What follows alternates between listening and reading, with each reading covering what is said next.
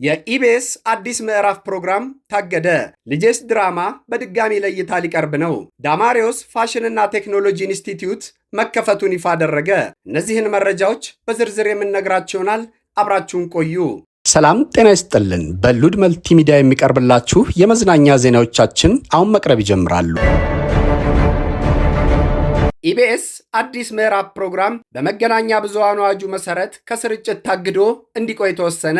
አዲስ ምዕራፍ የቴሌቪዥን ፕሮግራምን በተመለከተ አስተዳደራዊ እርምጃ መውሰዱን የኢትዮጵያ መገናኛ ብዙሃን ባለስልጣን መጋቢት 23 ቀን 2017 ዓ.ም ባወጣው መግለጫ አስታውቋል። በኢቢኤስ ቴሌቪዥን ጣቢያ አዲስ ምዕራፍ በተሰኘ ፕሮግራሙ መጋቢት 14 ቀን 2017 ዓ.ም ያሰራጨውን ፕሮግራም ከመገናኛ ብዙሃን አዋጅና ከዘርፉ ህጎች አንጻር በመገምገም አስተዳደራዊ እርምጃ ተወስዷል ብሏል። ልጄስ ድራማ ለእይታ ሊቀርብ ነው። ልጄስ ተከታታይ ድራማ ከክፍል 5 በኋላ ያለው ቀጣይ ክፍል ከሚያዝያ 1 ቀን 2017 ዓ.ም ጀምሮ በቃና ቴሌቪዥን መታየት እንደሚጀምር ተገለጸ። ይህ ተከታታይ ድራማ በስም አገኘው አይችሉህም ዳይሬክት የተደረገ ሲሆን አርቲስት ዳንኤል አሸናፊ ጺሞ በመሪ ተዋናይነት ተውኖበታል። እስከ 5ኛው ክፍል ድረስ በካናል ፕላስ እና በቃና ቲቪ ዩቲዩብ ቻናል እየተላለፈ የቆየው ልጄስ ተከታታይ ድራማ ከክፍል 5 በኋላ ያለው ቀጣይ ክፍል በካናል ፕላስ ሲኒማ ብቻ ሲተላለፍ እንደነበር ይታወሳል።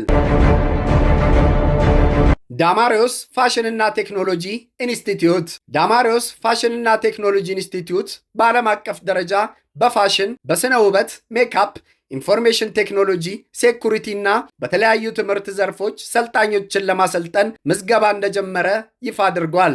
ዳማሪዮስ ተግባር ተኮር የሆኑ ስልጠናዎች የሚሰጥ ሲሆን ከመስከረም ጀምሮ በሌቭል 2 ዓለም አቀፍ በሆኑ ባለሙያዎች ስልጠናዎች ይሰጣል ብሏል። በተጨማሪም ስልጠናውን ካጠናቀቁ በኋላ በተቋሙ አቅም መሰረት የፋይናንስ አገልግሎት እንደሚመቻችላቸው ተገልጿል። አቅም ለሌላቸው ሰልጣኞች ከዳሽን ባንክና ከንብ ባንክ ጋር የዱቤ አገልግሎት ለመስጠት ስምምነት ተፈራርሟል። በሜካፕ ትምህርት ክፍል ከማሪዮ ሜካፕ ድርጅት ጋር አብሮ ለመስራት ውል መፈጸማቸውን ገልጸው ከቆዳ ስፔሻሊስት ዶክተሮች ጋር በጥምረት አብሮ ለመስራት ውል መፈጸማቸው ተገልጿል። አሁን ለ20 ቋሚ ሰራተኞች የሥራ ዕድል የፈጠረ ሲሆን ከሩም ቢዝነስ ስኩል ጋር ለተማሪዎች ስኮላርሺፕ ስምምነት ተደርጓል። ተቋሙ ቦሌ ብራስ የሚገኝ ሲሆን በ1200 ካሬ ሜትር ላይ አርፏል። 24 ክፍሎች ሲኖሩት 9 የመማሪያ ክፍሎች፣ 1 ቤተ መጻሕፍትን ያካተተ ተቋም ነው። ተመልካቾቻችን ለዛሬ ያዘጋጀንላችሁ የመዝናኛ ዜናዎቻችን እነዚህን ይመስላሉ። በሌላ አዳዲስ የመዝናኛ ፕሮግራሞች እስክንገናኝ ቸር ቆዩልን።